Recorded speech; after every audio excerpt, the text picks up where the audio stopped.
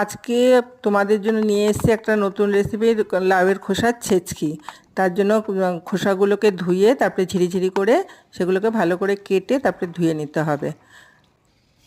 তারপরে কড়াইতে জল দিয়ে সেই খোসাগুলোকে এবার ছেড়ে দিয়ে কিছুক্ষণ করে তারপরে ওটা সেদ্ধ করে নিতে হবে।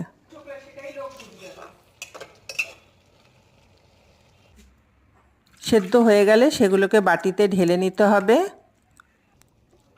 তারপরে সেইগুলোকে জল ঝরিয়ে কিছুটা চটকে নিতে হবে।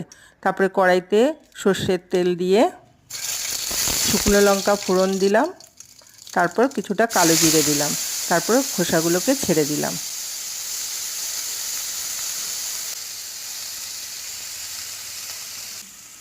তারপর তাতে স্বাদমতো নুন, হলুদ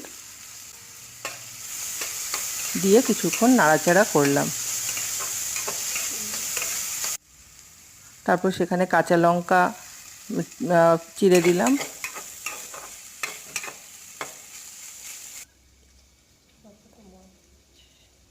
কর্নফ্লাওয়ার বাটিতে নিয়ে সেটা কিছুটা জল দিয়ে গুলিয়ে নিলাম। খোসাগুলো ভাজা ভাজা করে তারপরে সেখানে ওই কর্নফ্লাওয়ারের জলটা সমেত ওটা ঢেলে দিলাম। তারপরে কিছুটা সেদ্ধ হওয়ার জন্য ঢেকে দিলাম। তারপরে ওটা তুলে একটুখানি নুন দিলাম সামান্য, আর তার সাথে চিনি দিয়ে দিলাম। তারপর একটি পাত্রে সেগুলো ঢেলে নিলাম। ব্যাস, আমাদের তৈরি হয়ে গেল লাউয়ের খোসার ছেচকি। কেমন হয়েছে জানিও বন্ধুরা।